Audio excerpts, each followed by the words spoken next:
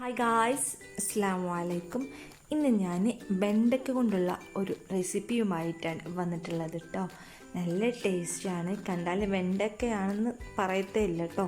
അതേപോലെ കുട്ടികൾക്കൊക്കെ സ്കൂളിലേക്കൊക്കെ കൊടുക്കാൻ പറ്റിയ ഒരു കിട്ടിലെ റെസിപ്പിയാണ്. അപ്പോൾ നമുക്ക് വീഡിയോയിലോട്ട് പോകാം. ഇഷ്ടമായാൽ ലൈക്ക് ചെയ്യാനും ആദ്യമായിട്ടാണ് നമ്മുടെ ചാനൽ കാണുന്നതെങ്കിൽ സബ്സ്ക്രൈബ് ചെയ്യാനും മറക്കല്ലേ. Welcome to my channel. ഞാനിവിടെ വെണ്ട നീളത്തിൽ കനം കുറച്ച് കട്ട് ചെയ്തിട്ടുണ്ട്. ഇങ്ങനെ ആകുമ്പോൾ നല്ല ഭംഗിയായിട്ടോ കാണാനായിട്ട്. റൗണ്ടിൽ കട്ട് ചെയ്യുകയാണെന്നുണ്ടെങ്കിലും കുഴപ്പമില്ല. ഞാനിങ്ങനെ നീളത്തിൽ കനം കുറച്ചാണ് കട്ട് ചെയ്തിട്ടുള്ളത്.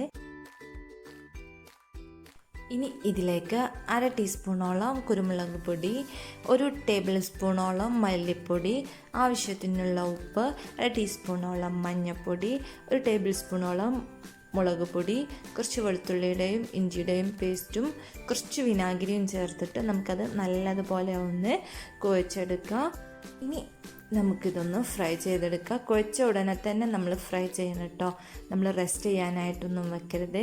അങ്ങനെ ആകുമ്പോൾ വെണ്ടയ്ക്കലൊരു തരം കൊഴുപ്പുണ്ടല്ലോ, അതുകൊണ്ടാണ് നമ്മൾ കുഴച്ച ഉടനെ തന്നെ നമ്മൾ ഫ്രൈ ചെയ്തെടുക്കുക. അങ്ങനത്തെ ചൂടായ പാനിലേക്ക് ഞാൻ എണ്ണ ഒഴിച്ച് കൊടുത്തിട്ടുണ്ട്. എണ്ണ നല്ലതുപോലെ ഒന്ന് ചൂടായി വരുമ്പോൾ നമുക്ക് മസാലയൊക്കെ ചേർത്ത് കുഴച്ച് വെച്ചിട്ടുള്ള വെണ്ടയ്ക്ക അതിലേക്ക് ഇട്ട് കൊടുക്കുക.